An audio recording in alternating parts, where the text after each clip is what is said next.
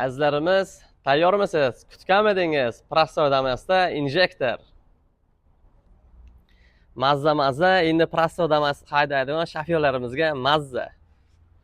Mashinamizga Prasto Damasga ham injektor ustunup qilib berganmiz. 0 dan 100 gacha motor qilib, bir ovozini eshitib ko'ramiz endi.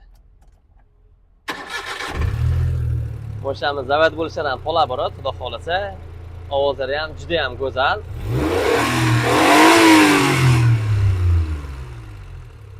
Yo'ldan chiqqan mashinadan o'tib ketaman deb turibdi, xudo xolasa.